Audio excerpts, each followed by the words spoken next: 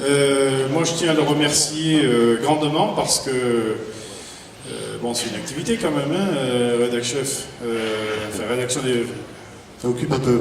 Oui, et puis il y en a plusieurs. En plus, il y a le digital, il y a le traditionnel. Voilà. 5 titres. 5 titres. 5 titres de ce groupe, c'est quand même fort. Merci en tout cas. Et puis,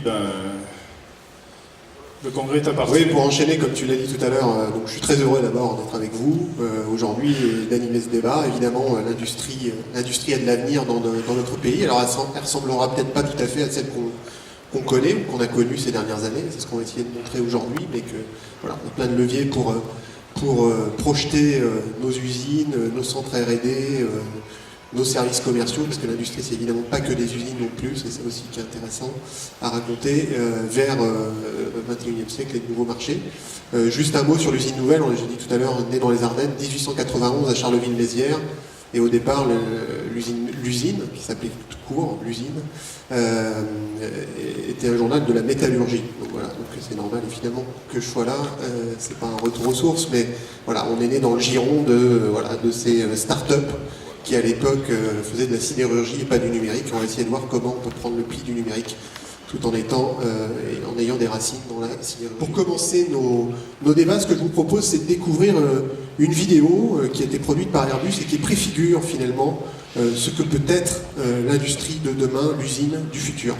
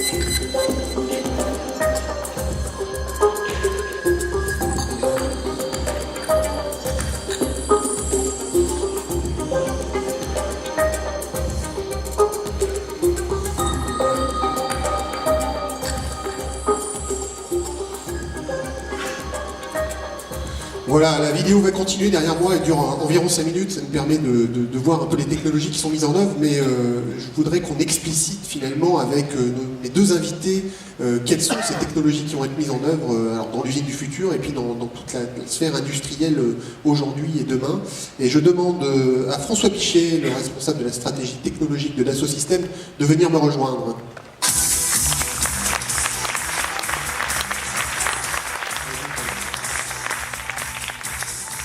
Et je vous demande d'accueillir également Bernard Carrera, le directeur général de Stobli.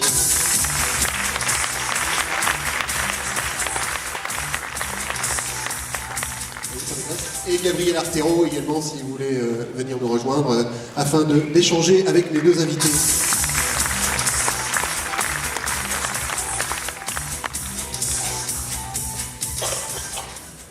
Bien, Monsieur Bichet, la vidéo qui tourne, alors vous l'avez devant en retour écran, elle est fantasmée, c'est des technologies fantasmées ou finalement c'est assez proche de ce que l'on peut voir déjà dans certaines usines, peut-être les plus avancées au monde aujourd'hui, et de ce que l'on verra demain dans toutes les usines, qu'elles soient aéronautiques ou pas.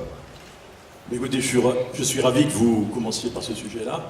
Et d'abord, je me félicite d'être avec vous aujourd'hui, parce que je pense que vos organisations qui sont capables de mobiliser les hommes pour pouvoir jouer un rôle capital dans la formidable transformation numérique qui s'annonce. Donc non, cette vidéo n'est pas du tout futuriste, et pour rien vous cacher, ce que vous voyez aujourd'hui, qui est une représentation infographique du futur, nous sommes en train de le faire dans la réalité. Le terme qu'on utilise, on utilise le terme de jumeau numérique de l'usine. Donc le jumeau numérique, c'est l'usine telle que vous la voyez, dans le monde numérique, mais cette fois tout à fait réaliste et tout à fait proche du monde réel, c'est-à-dire en manipulant des pièces avec des surfaces, etc., qui vont être fabricables et qui vont permettre de piloter la production. Donc ça, c'est un travail dans lequel nous sommes attelés, et c'est pas pendant 10 ans, c'est en ce moment, c'est cette année. Donc là, les technologies que l'on voit, si on pousse les feux, là, donc au-delà de la simulation d'usine, ce que vous venez de raconter, quels sont les technos? On voit voilà, de la peinture qui se fait toute seule. Aujourd'hui, c'est fait avec des pistolets dans les avions, sur les avions, des pièces qui se composent. Gabriel, pas tout à fait d'accord, on dira tout à l'heure. Des pièces qui se fabriquent toutes seules, ou presque, en tout cas, via un processus d'impression 3D. Voilà, on va appeler génériquement cette technologie. François Michel. Avant de rentrer dans la diffusion, quelles sont les technologies, les briques en fait, sur lesquelles on va parler d'impression 3D, on voit qu'il y a très peu d'hommes et pas mal de robots. Voilà, quelles sont les technologies sur lesquelles finalement l'usine du futur va se construire? Alors si vous permettez, je vais restructurer un petit peu la question. Parce que les journalistes posent toujours les mauvaises questions de toute façon. Il ne faut pas attaquer le problème par le problème de la technologie directement. Il faut vraiment considérer l'usine du futur comme un système de systèmes, parce que sinon ça conduit à mettre toutes les choses sur le même plan, et finalement on a beaucoup de mal à débattre, et je pense que dans vos instances, le débat est fondamental, et c'est important de bien structurer. Donc ce que je vous propose, je vais prendre 2 minutes pour faire ça, c'est une structure de système, en partant du haut, où en haut on a la chaîne de fournisseurs. Et il y a toute une série de problématiques qui sont associées à cette chaîne de fournisseurs. Je vais en lister 2 ou 3 pour vous donner un exemple. Dans le monde moderne, grâce au cloud et grâce à l'Internet des objets, on peut très très facilement maintenant connecter plusieurs fournisseurs. Par conséquent, ça va faciliter beaucoup la décomposition et la recomposition du business. Par exemple, on peut avoir, et c'est d'ailleurs ce qui se fait chez Airbus, on peut avoir un fournisseur qui va investir avec ses machines, ses employés, ses méthodes, etc., sur la chaîne de production d'Airbus. C'est ce qu'on appelle le manufacturing as a service. Et donc la valeur ajoutée créée par Airbus, par la chaîne de production finale, a été décomposée et sous-traitée à quelqu'un de cette manière-là. Donc ça, c'est un exemple. Deuxième problématique au niveau de la chaîne de fournisseurs, c'est que dans un business qui est complètement recomposable, décomposable et recomposable en permanence, il est extrêmement important de créer la confiance pour avoir la fidélité des clients. Parce que vous pouvez vous faire déplacer par des concurrents très facilement. Le numérique, ça permet ça aussi. Et les franco-français. Franco-français, ouais, l'actionnariat est suisse un peu quand même. Mais, voilà, en tout cas, vous avez, voilà, il y a à Faverges, il y a une belle usine dans laquelle vous fabriquez ces robots que vous implémentez essentiellement dans l'industrie automobile, plutôt. Pas uniquement, c'est un gros débouché, le monde des équipementiers automobiles. Votre débouché historique. Oui, et la robotique industrielle est venue par le biais de l'automobile. C'est une automobile qui a tiré tout cela, qui le tire encore très fortement. Mais on voit une évolution assez profonde dans ce qu'on pourrait qualifier d'industrie générale. On va aussi dans l'agroalimentaire, on va dans la pharmacie, on va dans la cosmétique. Nous avons beaucoup travaillé au niveau de l'électronique, tout ce qui est téléphonie, tous les équipements que nous consommons en abondance aujourd'hui, le semi-conducteur, etc. Donc c'est très vaste, c'est un domaine excessivement large. Alors pour revenir à notre sujet là, qui nous intéresse ce matin, sur le futur technologique finalement de l'industrie, évidemment vous ne pouvez pas dire autrement que de dire que l'avenir est robotique pour l'industrie. Oui, il est robotique, pas que robotique. Vous avez parlé de jumeaux numériques. L'autre jumeau, le frère ou la sœur, il est dans le concret, il est dans il interagit avec la matière et surtout, de plus en plus, et c'est ça le grand changement, avec les hommes. C'est un duo avec la machine, alors que jusqu'à présent, on avait quand même pas mal de duels avec des machines, et là, on change fondamentalement. Donc, effectivement, toutes les strates technologiques, tous les étages que vous avez décrits sont là, et la vidéo le représente très très bien. Et si l'on positionne sur un axe un peu, je ne veux pas dire que du temps, mais de la robotique industrielle aujourd'hui, c'est celle que vous connaissez tous, que certains d'entre vous dans cette salle doivent pratiquer dans leur métier. C'est une robotique rapide, avec beaucoup d'énergie, mais c'est une robotique qui est en prison, c'est-à-dire c'est un domaine où l'homme ne rentre pas, ça ne cohabite pas. L'homme est en dehors, il est spécialiste, s'il doit rentrer dans le domaine du robot, on arrête la ligne, on va intervenir, on va faire les changements nécessaires, et on ressort avant de redémarrer. Donc ce sont deux mondes qui se comparent. Si je vais à l'autre extrémité de cet axe, on a le mythe du robot humanoïde. Alors ce mythe, il deviendra une réalité à un moment ou à un autre, alors bien ou pas bien, je ne sais pas. Les Japonais, les laboratoires japonais travaillent beaucoup là-dessus, pour du service à la personne, pour l'hôpital. Il y en a même qui ont une imitation pratiquement parfaite de l'homme. Et entre les deux, vient maintenant, et ça se loge totalement avec ce qui vient d'être dit précédemment, la collaboration homme-machine.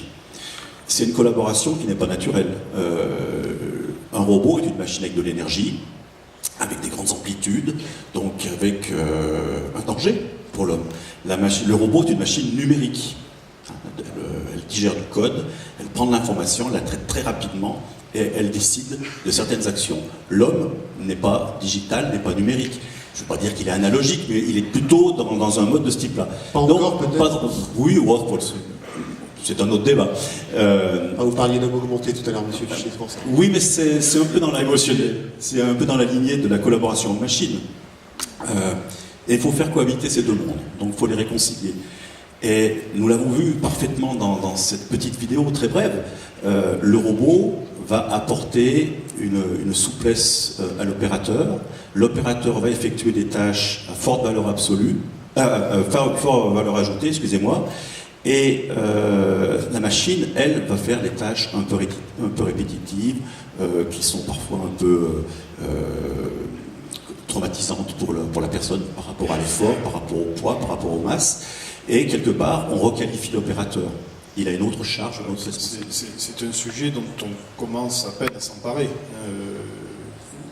Alors d'abord, c'est vrai que la France n'est pas la mieux placée en Europe. On pourrait d'ailleurs faire une relation, peut-être qu'un économiste la fera mieux que moi, sur le taux de robotisation versus l'ensemble des salariés de l'industrie, de la métallurgie. Bon, il se trouve qu'on est derrière l'Italie, derrière l'Allemagne. Bon, voilà. Donc, ça peut conforter ce que vous dites, c'est-à-dire que la robotisation ne tue pas nécessairement l'emploi, mais bon, ça le transforme, mais c'est tout le sujet. Tout le sujet, c'est d'appréhender cette transformation, et là, c'est en train d'accélérer très très vite. Et sur le plan social, évidemment, c'est notre propre capacité à accompagner le mouvement. Alors, est-ce que on peut avoir des débats sans fin sur la portée, y compris philosophique, de la transformation de la société, etc. Mais enfin, bon, la réalité, c'est que pour travailler dans l'industrie, il faut s'adapter, il faut rester agile. Est-ce que nous sommes en capacité d'accompagner le mouvement? Je pense que nous y sommes contraints. Socialement, ça crée quand même un certain nombre de conséquences.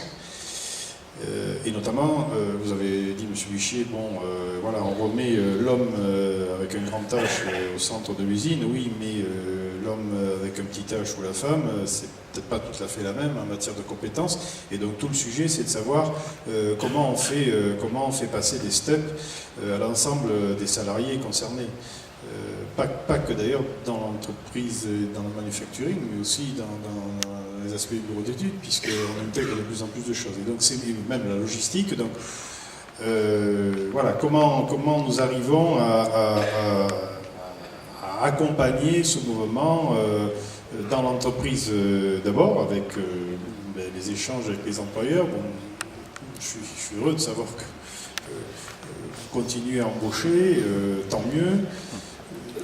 Alors on peut le prendre entreprise par entreprise et on va trouver de beaux exemples, mais vous êtes un peu unique ce qui est déjà en soi, en France en tout cas, Un peu singulier, effectivement. voilà, un peu singulier. Donc ça signifie quand même que on n'a pas réussi à vraiment prendre pied sur ce domaine-là, là où les Allemands ont su le conserver ou le développer, donc ça interroge quand même. Et puis alors, si je le prends globalement, le champ, il faut quand même se souvenir de ça, le champ de la métallurgie, c'est avant tout un tissu de PME, PMI. Alors bien sûr, on fait confiance, c'est ma société, donc voilà, aux gens d'Airbus pour savoir intégrer tout cela. Puis j'ai pas de souci là parce qu'il y a des organisations syndicales globalement, et la nôtre en particulier, fortes et suffisamment fortes pour voilà, travailler ces sujets. C'est pas le cas malheureusement de l'ensemble du tissu de la métallurgie en France. Donc moi j'ai croisé des représentants de PME qui me disaient être quand même en grande souffrance, au-delà de la relation client-fournisseur, hein, on met ça de côté, mais en grande souffrance pour monter en cadence et je dirais monter en compétence. Et alors quand on reprend au niveau d'une branche, mais peut-être qu'on le verra tout à l'heure, on a quand même quelques difficultés à produire au sens amener la ressource où il faut, en temps. Moins d'hommes dans l'usine quand même, c'est ce que montrait clairement la vidéo quand on compare aux ateliers actuels d'Airbus par exemple, mais plus qualifiés et puis aussi des nouveaux matériaux, on en a très peu parlé mais effectivement c'est un champ qui est souvent oublié donc, quand on parle de projection technologique ou de prospective technologique et vous avez bien fait de le rappeler monsieur Bichet, donc merci beaucoup en tout cas pour ces quelques idées clés qui permettent un peu de resituer les débats. On voit bien que le numérique est au cœur de tout ça, quel que soit le sujet qu'on aborde, les briques techno qu'on aborde. Merci beaucoup, on peut vous applaudir. Gabriel, tu peux rester parce qu'on va avoir beaucoup de temps. Merci. Peut-être tout à l'heure avec les questions, j'ai vu qu'il y avait tout à l'heure un petit tweet assez marrant en disant si les robots améliorent les conditions de travail, pourquoi il n'y a pas de robot marteau-piqueur? Il y a peut-être un nouveau débouché pour Stubby, peut-être, voilà, même si c'est pas tout à fait adapté.